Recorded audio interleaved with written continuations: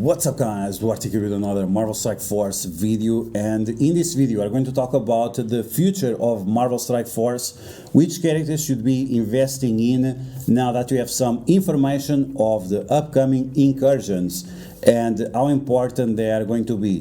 They're going to be the source of Gear Tier 18, and that Gear Tier will be defining for an upcoming new game mode, whether it is some kind of new saga like the Apocalypse Saga for 1 year, or if it's going to be a new Dark Dimension. We don't have enough information yet, but we know for sure that it's going to be very, very important for you to be successful in raids. So in this video we are going to break down which characters you should be investing in, what are the implications of these incursion raids, and what you have to change in terms of your mindset in order to approach this new meta on Marvel Strike Force. So as always, if you like the information on these videos, make sure you share it with your friends on Facebook and Discord. If you're new to my channel, make sure you subscribe for more Marvel Strike Force content, and make sure you smash that like button. Okay, so with that said, let's get started.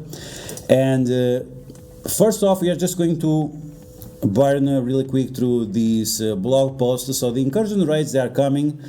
They are going to give you the Gear Tier 18, and you are going to have more information about this new upcoming game mode or 1 year event on the preview blog post of 2023 that should be showing up within the next few weeks, because this preview needs to happen before the new patch. The new patch is going to come in early May, so keep that in mind. Okay, so the new meta in Marvel Strike Force, it's very similar to what we have seen in Star Wars Galaxy of Heroes. We'll have a showcase event where you're going to be able to unlock the new characters or obtaining resources for the new characters.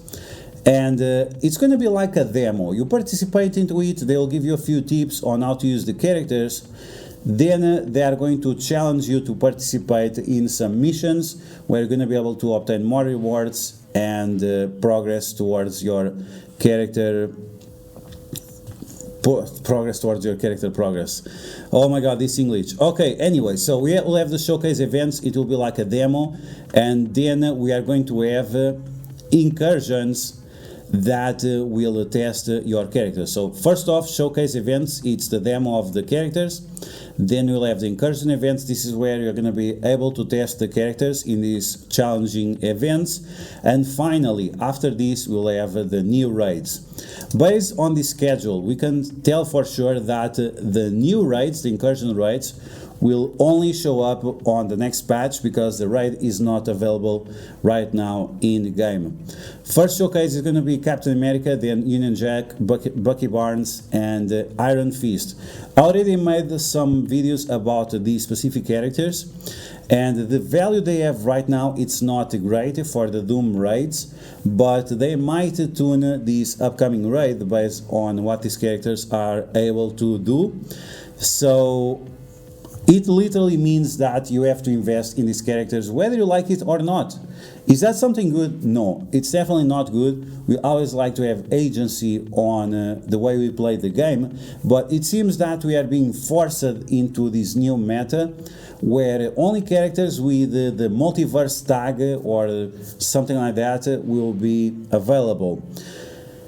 This means that teams that we used in the past, like Web Warriors, like Secret Avengers, like even Bionic Avengers, which is a pretty recent team, all of these teams are going to be put in the trash, because you are going to be forced into this new multiverse meta, and that's going to definitely influence which characters you should invest in. Okay, so then they give you a bunch of baloney about a few other things. It doesn't really matter. So let's skip this part and let's talk about which characters you should start investing in. So this is my tier list. This is what I usually do at the beginning of a patch, which characters you should invest in based on the current meta, based on the current game modes, and what you need to do. So we are already going to take a look at the context of these incursion rates and the fact that it seems it's not 100% confirmed yet, but it seems that teams like the Web Warriors, they are pretty much over, and it will be not even possible for you to use them in these new raids.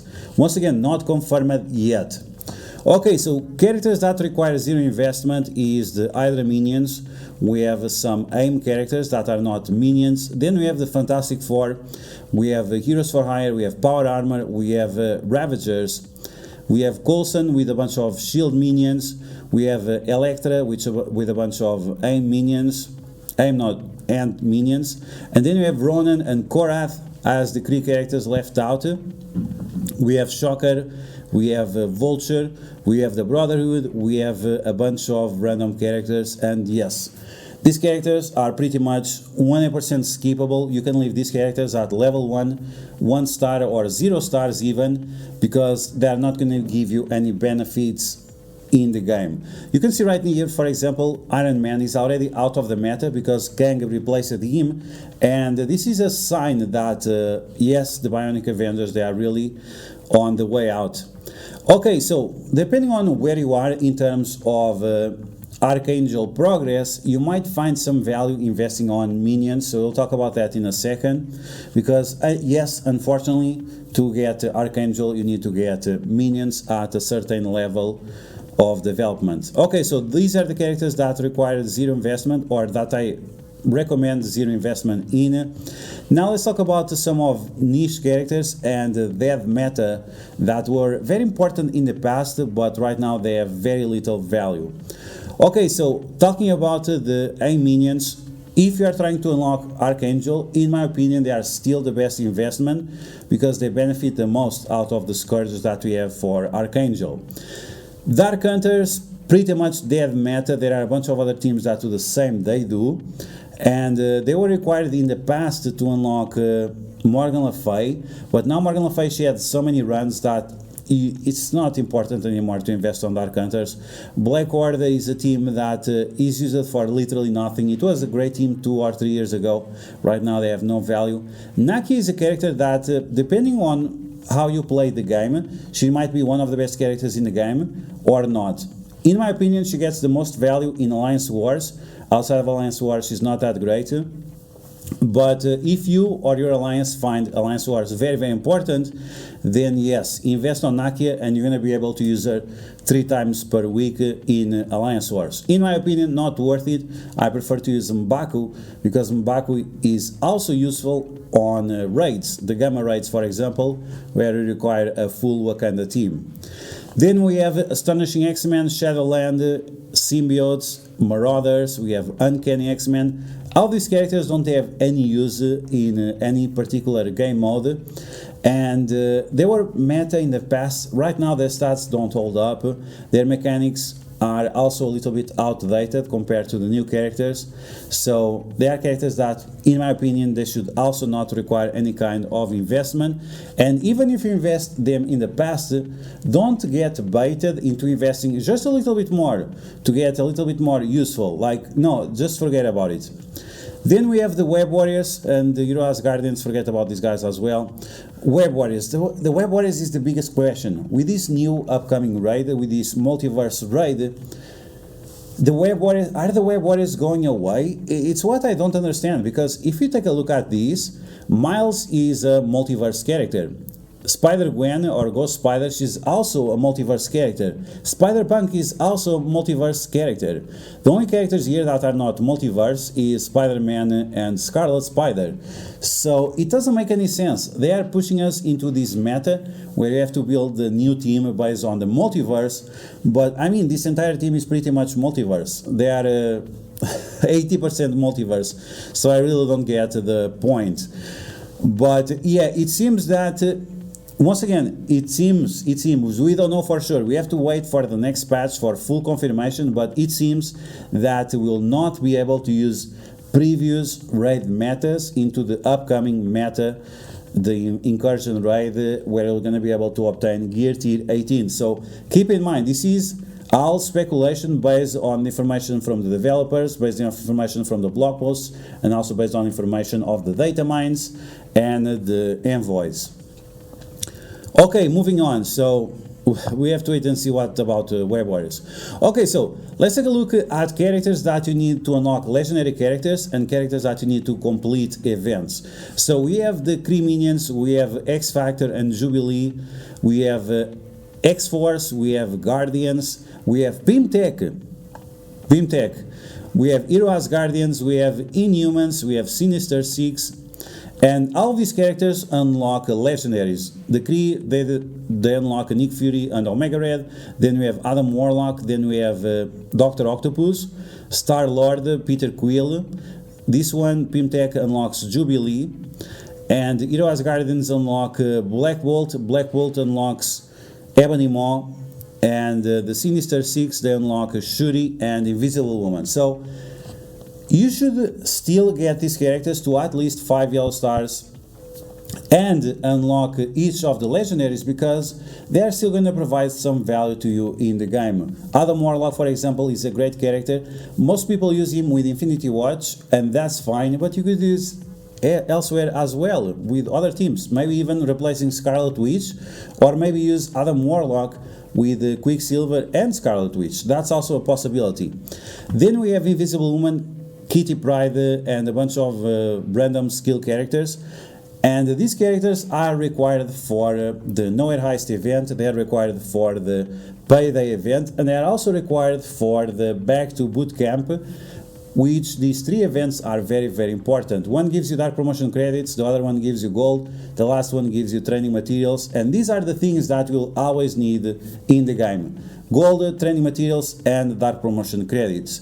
Okay, so let's move on from that. Let's talk about PvP characters and characters that are useful in different game modes, and it's going to improve your flexibility of your roster and what you can do in Alliance Wars, Cosmic Crucible, and also Avengers Tower whenever that shows up, and other game modes. So we have Emma Frost, we have the Weapon X, and we also have the Young Avengers. These are all very solid characters, these are all very solid teams, and Emma Frost, she has insane flexibility, so you can use her pretty much everywhere.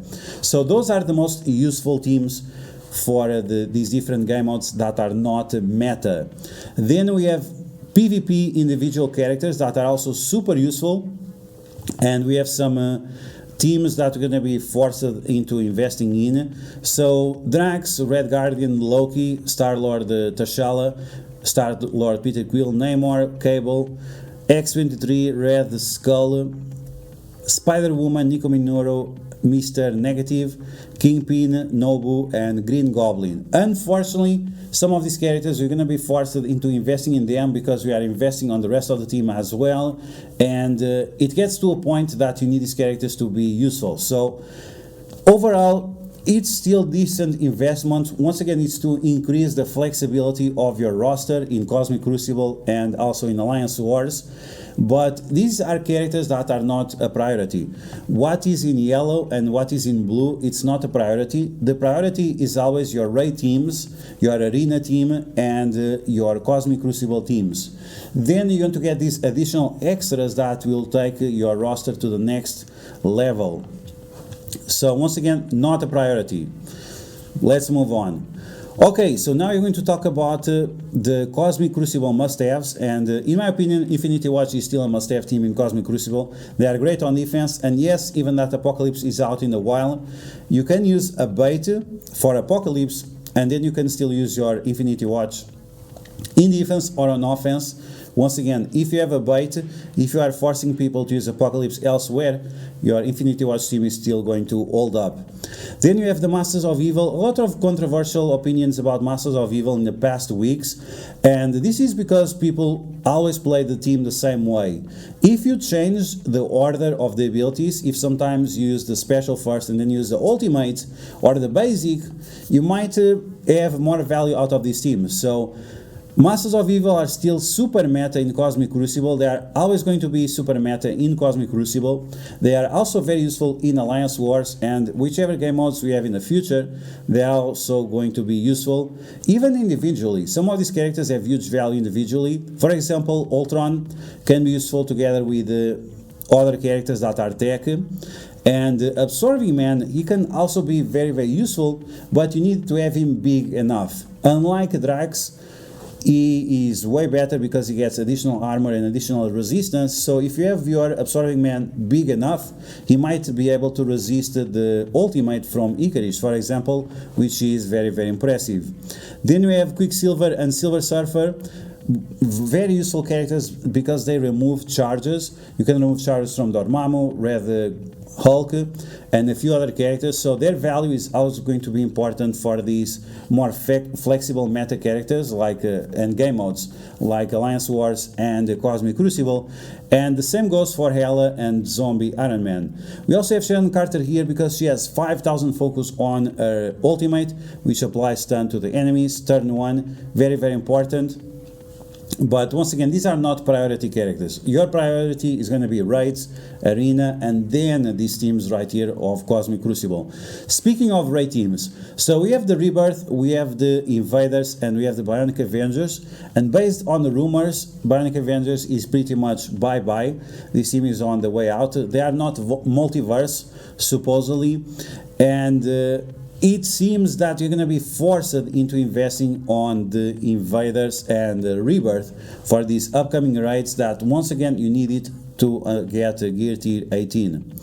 Beyond that, we have the Gamma raids, and for the Gamma raids, we have a bunch of characters that are important for different game modes. The only characters that are like guaranteed investment is Captain America, Winter Soldier, Nick Fury.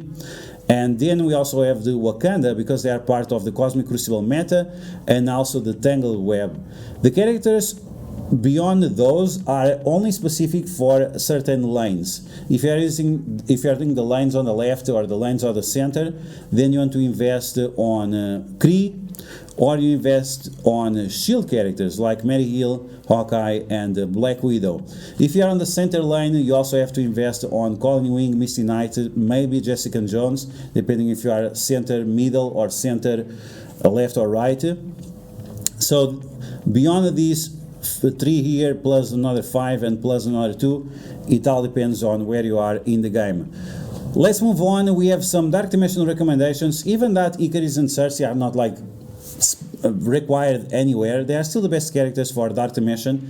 The same goes for New Warriors. Now more than ever they are amazing in Dark Dimension. And then Shang-Chi, while he's not required for anything else, he's still a very, very powerful Dark Dimension character. He's still very, very powerful character in PvP, Cosmic Crucible, Alliance Wars, and so on. And in terms of raids, it seems that we are not going to require Shang-Chi anymore in raids, so you have to limit how much you want to invest on this character, but overall he's still an amazing character. Turning winds, clears negative effects, all those good things that he does. Okay, now you have the final 2 tiers. So here we have the characters that you need for Apocalypse at 7 yellow stars. And these characters are the ones that you can not invest all the way through. So level 90 Gear Tier 17 to unlock the big Apocalypse, but taking them beyond that, like level 95, probably not. We have Psylocke here, maybe you can invest on her. She's kind of slow, but you still get some value out of her. But Braun and this guy, Phantom X, they are definitely not worth any kind of extra investment.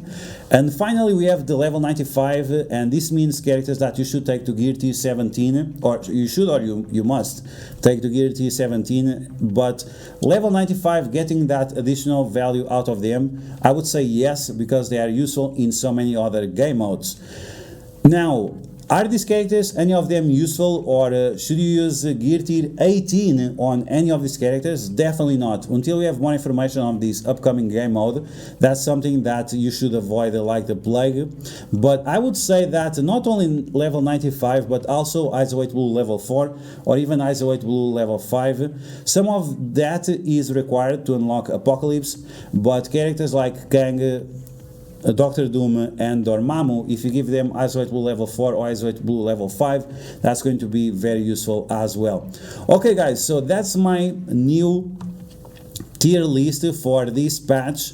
A lot of changes and maybe even more changes coming up next patch because of all these problems of the new raids and so on.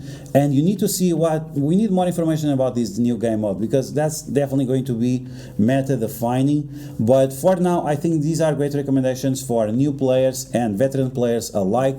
Once again, and especially if you are a new player, you should invest only on raid teams and arena teams as much as you can. And beyond the raids and arena, you want to invest in Cosmic Crucible teams. Alliance Wars, it's not important. Use your raid teams and your Cosmic Crucible teams in Alliance Wars.